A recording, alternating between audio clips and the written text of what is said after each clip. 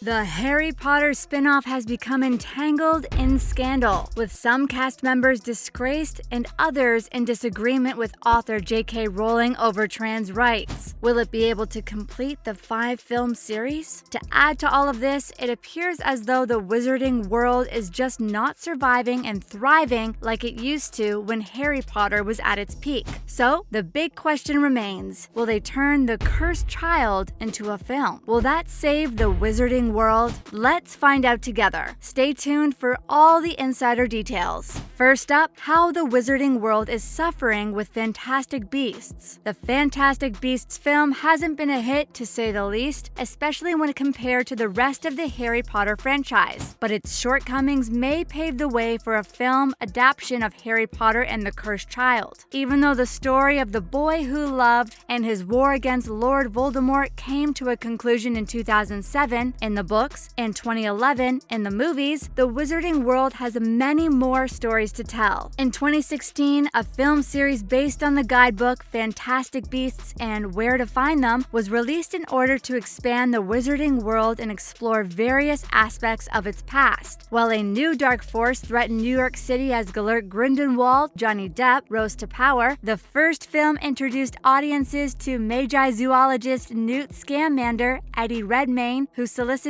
Muggle Jacobs, Dan Fogler, helped to round up some escaped magical creatures. The second film, titled Fantastic Beasts: The Crimes of Grindelwald, shifted the focus from Scamander to the conflict and backstory between young Albus Dumbledore, Jude Law, and Grindelwald, despite the fact that Newt and his adventures involving magical creatures were supposed to be the core of the Fantastic Beasts storyline. Unfortunately, the Fantastic Beasts film series has been a flop, with the third installment, Fantastic Beasts: The Secrets of Dumbledore, becoming the wizarding world's lowest box office debut, leaving the fate of the following 2 installments in doubt. That doesn't mean the wizarding world is doomed, as the failure of Fantastic Beasts could very well pave the way for a film adaptation of Harry Potter and the Cursed Child. The addition of another Harry Potter film could drastically increase the viewership and spark greater interest in the wizarding world, like we saw around a decade ago. With Harry Potter and the Deathly Hallows Part 2, the Harry Potter film series came to a conclusion, bringing the stories of Harry, Ron Weasley, and Hermione Granger to a close and seeing Lord Voldemort defeated. But the history of the wizarding world before the Harry Potter series was vastly unknown. The rise of Gellert Grindelwald, the darkest wizard before Voldemort, and his plans for wizarding supremacy and domination have been explored in Fantastic Beasts. But the shift in tone from Newt's journey to the conflicts between Dumbledore and Grindelwald, as well as many underdeveloped subplots, as well as many behind-the-scenes controversies, have led to the film's series failure. Interestingly enough, the film Fantastic Beasts and Where to Find Them is the highest-grossing film from the Fantastic Beasts branch of the wizarding world. However, it ranks 7th when compared to the Harry Potter films. Fantastic Beasts 2 and 3 underwhelmed in the box office, landing in the bottom 2 spots, and their critical reception was mixed. So do you think they will even bother bringing back the final 2 installments of the film series, or completely scrap it? Let us know down below. Next, Warner Bros. Needs Harry Potter and the Cursed Child to save the wizarding world. What you also have to consider is that all of this is taking a large toll on the popular movie company, Warner Bros. We know that Warner Bros. Is home to a lot of franchises, but Harry Potter is one of its most well-known, and one that continues to be well-liked by fans years later. The wizarding world's success has spread to theme parks, additional books, a stage play, video games, and more, indicating that there is continuing interest in the franchise and that Warner Bros. Can profit from it. Jack Thorne's play Harry Potter and the Cursed Child is based on a narrative by Rowling, John Tiffany, and Thorne, and is doing extremely well. So, what is the Cursed Child about? Well, it is set 19 years after the events of Harry Potter and the Deathly Hallows and follows Albus Severus Potter, Harry's younger son, who gets into trouble at Hogwarts after messing with a time turner, while Harry is now head of of the Ministry of Magic's Department of Magical Law Enforcement. Despite the fact that the tale was panned by Harry Potter fanatics, The Cursed Child was a huge hit with productions in Japan, Australia, and on Broadway. As a result, The Cursed Child would be Warner Bros.' best bet for keeping the wizarding world alive. And as analyst Jeff Bach pointed out, that taking the audience back to what they love most about the wizarding world will surely be a massive hit. So, can we expect this film to land anytime soon? Well, rumors of the prospective film adaptation of Harry Potter and the Cursed Child originated when Chris Columbus, the director of the two very successful Harry Potter films, expressed interest in directing a movie adaptation of the play with the intention of reuniting the original cast members. However, there doesn't appear to be any concrete plans to adapt it for the big screen. However, given the studio's failure with Fantastic Beasts, this option may be explored. Keep an eye on this space and we will update you if any further revelations surface. Some of the most unusual demands from Harry Potter actors that will surprise you. Ralph Fiennes demanded a hook on Voldemort's wand. It is common knowledge now that the various actors have strange requests on set, and the Harry Potter cast was no different. Here are just a few unusual requests from the actors while filming the Harry Potter film series. We know that Lord Voldemort is not just the major antagonist of the Harry Potter series, but he has also become one of the most memorable movie villains ever. Even if you haven't seen the films, you are familiar with the name. Naturally, a lot went into the construction of such a character and his appearance, but Ralph Fiennes, the actor behind the villain, was able to offer more to the table than just his tremendous talent. The previous Tom Riddle's appearance was heavily influenced by the Snake's aesthetic, a trend that runs throughout the franchise. Fiennes wanted to add to that with Voldemort's movements, so he asked for a custom-made wand to do so. Simply put, a little hook was added to the character's signature wand, allowing the actor to grip it while moving his hand more fluidly in a slithering manner instead of having to close his palm around it. This was also one of the countless nuances that went into making Lord Voldemort so memorable and famous. Now, Alan Rickman's strict rules surrounding his car. When the Harry Potter series school setting came, a balance of youthful actors and seasoned veterans of the industry, especially in the first two films. There was still a lot of good chemistry between the two groups, but there were also some issues. Working with the youngsters has a number of obstacles, including sometimes childish behavior, forgetting lines, and the kind of attention span that can drive anyone insane. During the filming of The Order of the Phoenix, Alan Rickman had some issues with the two Hogwarts kids. By the sixth film, Rupert Grint and Matthew Lewis had matured from boys to young men. And while this may have curtailed some of their mischievous behavior, there will always be a juvenile side to them at this age. It was a milkshake spilt on Rickman's car in this case. As a result, the two were banned from being within 5 meters of the Snape actor's beautiful new BMW. Lastly, Emma Thompson and Helena Bonham Carter wouldn't work together at the same time. For the most part, the Harry Potter cast got along and worked like a well-oiled machine throughout the franchise. That much is clear from the fact that Emma Watson and Rupert Grint are still so close after these years. However, this is one of the largest casts in recent film history, and getting everyone to get along would be nearly impossible. In truth, a bitter love triangle existed among the skilled group of actors, affecting who could and couldn't be on set at specific periods. Emma Thompson, Helena Bonham Carter, Kenneth Branagh, who played Professor Trelawney, Bellatrix Lestrange, and Gilderoy Lockhart, respectively, are the three actors in question. Branagh and Thompson's marriage ended when the former had an affair with Helena Bonham Carter years before the Harry Potter film series was released. Branagh's time on set did not suffer as a result of this. He was the only one of the three to feature in The Chamber of Secrets. Due to their past, Emma Thompson only appeared on set for the Deathly Hallows Part 2 on days when Helena Bonham Carter was unavailable. We bet you didn't know about that. And there you have it, everything you need to know about the Cursed Child and how it seems to be the only thing that will save the current wizarding world that so many people have come to know and love. Make sure to let us know your thoughts down below. Do you think that they will make the Cursed Child into a movie adaptation? Are you a fan of the Fantastic Beasts series? Let us know down in the comments. But if you enjoyed today's video, don't forget to like and subscribe so you never miss any of our new and upcoming content. Thanks for watching.